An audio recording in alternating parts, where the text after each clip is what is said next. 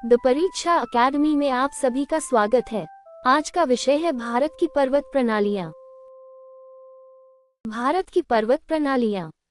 भारत की पर्वत प्रणालियां भूवैज्ञानिक आयु, संरचना और उत्पत्ति की दृष्टि से अत्यंत विविध हैं। इनमें नवीन वलित पर्वत, प्राचीन अवशिष्ट पर्वत, वृक्षोत्थ पर्वत और पठारी किनारों पर विकसित पर्वत श्रेणियां शामिल हैं।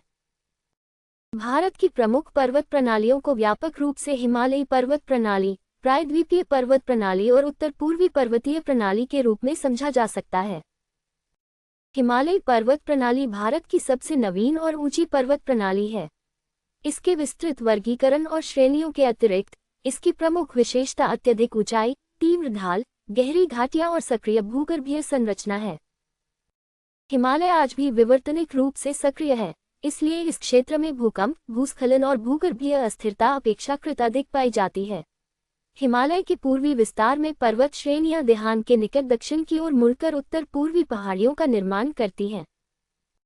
उत्तर पूर्वी पर्वतीय प्रणाली में पटकाई बुम, नागा पहाड़ियां, मणिपुर पहाड़ियां और मिजो या लुशाई पहाड़ियां प्रमुख हैं। इन पहाड़ियों का विस्तार मुख्यतः उत्तर से दक्षिण दिशा में है और इनकी संरचना में अवसादी शैलों की महत्वपूर्ण भूमिका है। अत्यधिक वर्षा और तीव्र ढाल के कारण उत्तर पूर्वी पर्वतीय क्षेत्रों में अपर्दन और भूस्खलन की प्रक्रियाएं सक्रिय रहती हैं। अरावली पर्वतमाला भारत की सबसे प्राचीन पर्वत प्रणालियों में से एक है। अरावली का विस्तार सामान्यतः दक्षिण पश्चिम से उत्तर पूर्व दिशा में गुजरात से राजस्थान होते हुए दिल्ली क्षेत्र तक है। लंबे समय तक अपर्दन के कारण अरावली की वर्तमान ऊंचाई अपेक्षाकृत कम है और इसका स्वरूप अत्यधिक विखंडित हो चुका है। गुरु शिखर अरावली की सर्वोच्च चोटी है, जो राजस्थान के माउंट आबू क्षेत्र में स्थित है। अरावली पश्चिमी राजस्थान के मरुस्थलीय क्षेत्र और पूर्वी राजस्थान के अपेक्षाकृत उपजाऊ क्षेत्रों के बीच महत्वपूर्ण भौतिक विभाजक का कार्य करती है। अरावली की दिशा दक्षिण पश्चिम मानसून की अरब सागर शाखा के लगभग समानांतर होने के कारण ये राजस्थान में व्यापक पर्वतीय वर्षा कराने में प्रभावी अवरोध नहीं बनती। विंध्य पर्वतमाला मध्य भारत की महत्वपूर्ण उच्चभूमि प्रणाली है और सामान्यतः नर्मदा नदी के उत्तर में स्थित है। विंध्य मुख्यतः क्षैतिज अवसादी शैलों और लंबे अपर्दन से विकसित पठारी कगारों तथा पहाड़ियों की प्रणाली है। ये पश्चिम में गुजरात के निकट से मध्य प्रदेश होते हुए पूर्व की ओर विस्तृत विभिन्न उच्चभूमियों से जुड़ी है। विंध्य भारत के उत्तरी मैदान और प्रायद्वीपीय पठारी क्षेत्र के बीच एक महत्वपूर्ण प्राकृतिक संक्रमण क्षेत्र बनाती है। सतपुड़ा पर्वतमाला नर्मदा और ताप्ती नदी घाटियों के बीच स्थित है। इसका विस्तार मुख्यतः पश्चिम से पूर्व दिशा में है। सतपुड़ा एक जटिल पर्वतीय प्रणाली है, जिसमें राजपीपला पहाड़ियां, महादेव पहाड़ियां और मैकाल श्रेणी जैसे क्षेत्र शामिल हैं। धूपगढ़ सतपुड़ा पर्वतमाला की सर्वोच्च चोटी है और मध्य प्रदेश के पचमढ़ी क्षेत्र में स्थित है।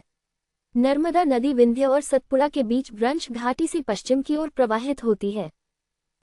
मैकाल श्रेणी सतपुड़ा के पूर्वी विस्तार से संबंधित है और अमरकंटक क्षेत्र इसके निकट स्थित महत्वपूर्ण उच्चभूमि है। पश्चिमी घाट प्रायद्वीपीय भारत के पश्चिमी किनारे पर स्थित पर्वतीय कगार है, जिसे सह्याद्री भी कहा जाता है।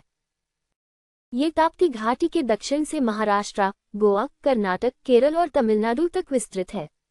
पश्चिमी घाट पश्चिम की ओर तीव्र ढाल और पूर्व की ओर अपेक्षाकृत मंद ढाल प्रदर्शित करते हैं। पश्चिमी घाट अपेक्षाकृत निरंतर हैं, इसलिए इन्हें पार करने के लिए प्राकृतिक दर्रों का विशेष महत्व है। थाल घाट, भोर घाट और पाल घाट प्रमुख प्राकृतिक मार्ग हैं, जिन्होंने आंतरिक पठारी क्षेत्रों और पश्चिमी तट के बीच परिवहन को सुगम बनाया है। पश्चिमी घाट का उत्तरी भाग मुख्यतः बेसाल्टिक दक्कन ट्रैप संरचना से संबंधित है, जबकि दक्षिणी भाग में प्राचीन क्रिस्टलीय शैलें प्रमुख हैं। नीलगिरी पहाड़ियां पश्चिमी और पूर्वी घाट के मिलन क्षेत्र के निकट स्थित हैं। डोडाबेटा नीलगिरी पहाड़ियों की सर्वोच्च चोटी है। नीलगिरी के दक्षिण में अन्नामलाई पहाड़ियां स्थित हैं। अनामुडी अन्नामलाई क्षेत्र में स्थित है और पश्चिमी घाट तथा प्रायद्वीपीय भारत की सर्वोच्च चोटी है। अन्नामलाई के दक्षिण में कार्डमम या इलायची पहाड़ियां विस्तृत हैं, जो मसाला उत्पादन और सदाबहार वनस्पति के लिए प्रसिद्ध हैं। पश्चिमी घाट एक महत्वपूर्ण जल विभाजक है। यहाँ से निकलने वाली अनेक नदियां पूर्व की ओर लंबी दूरी तय करती हैं, जबकि पश्चिम की ओर बहने वाली नदियां सामान्यतः छोटी और तीव्र प्रवाह वाली हैं। पूर्वी घाट प्रायद्वीपीय भारत के पूर्वी किनारे पर स्थित प्राचीन और अत्यधिक अपर्दित पर्वतीय प्रणाली है। ये पश्चिमी घाट की तुलना में कम ऊंची और अधिक सतत है। महानदी गोदावरी, कृष्णा और कावेरी जैसी नदियों ने पूर्वी घाट को कई स्थानों पर काट दिया है, जिससे इसकी निरंतरता भंग हो गई है। पूर्वी घाट में जावादी, शिवरोय और अन्य स्थानीय पहाड़ी श्रेणियां शामिल हैं। आंध्र प्रदेश और ओडिशा के पूर्वी घाट क्षेत्र में अनेक ऊंचे पर्वतीय खंड पाए जाते हैं। पूर्वी घाट और पश्चिमी घाट दक्षिण में नीलगिरी क्षेत्र के आसपास एक दूसरे के निकट आते हैं। राजमहल पहाड़ियां झारखंड के उत्तर पूर्वी भाग में स्थित हैं और प्राचीन ज्वालामुखीय गतिविधियों से निर्मित बेसाल्टिक शैलों के लिए जानी जाती हैं। गारो, खासी और जयंतिया पहाड़ियां मेघालय पठार का हिस्सा हैं और प्रायद्वीपीय भूखंड के उत्तर पूर्वी विस्तार से संबंधित हैं। मेघालय पठार मुख्य प्रायद्वीपीय पठार से भ्रंशन और निम्नीकरण द्वारा निर्मित निम्न क्षेत्र से अलग हुआ माना जाता है। खासी पहाड़ियों का दक्षिणी भाग अत्यधिक वर्षा के लिए प्रसिद्ध है, क्योंकि बंगाल की खाड़ी से आने वाली आर्द्र मानसूनी हवाएं इनकी तीव्र दक्षिणी ढाल से टकराती हैं। भारत की पर्वत प्रणालियां देश के प्रमुख जल विभाजकों का निर्माण करती हैं और नदी प्रणालियों की दिशा तथा अपवाह प्रतिरूप को नियंत्रित करती हैं। ये पर्वतीय क्षेत्र वन, जैव विविधता, खनिज, जल विद्युत, पर्यटन और बागवानी जैसे संसाधनों का महत्वपूर्ण आधार हैं। पर्वत प्रणालियां स्थानीय और क्षेत्रीय जलवायु को प्रभावित करती हैं। विशेष रूप से पश्चिमी घाट और उत्तर पूर्वी पहाड़ियां पर्वतीय वर्षा के वितरण में महत्वपूर्ण भूमिका निभाती हैं। भारत की पर्वत प्रणालियों का स्वरूप देश के भूवैज्ञानिक इतिहास को भी स्पष्ट करता है।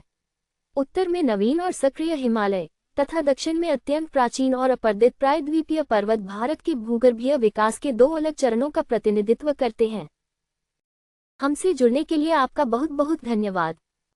ऐसी ही उपयोगी अध्ययन सामग्री के लिए वीडियो को लाइक और शेयर करें तथा द परीक्षा अकेडमी चैनल को सब्सक्राइब अवश्य करें।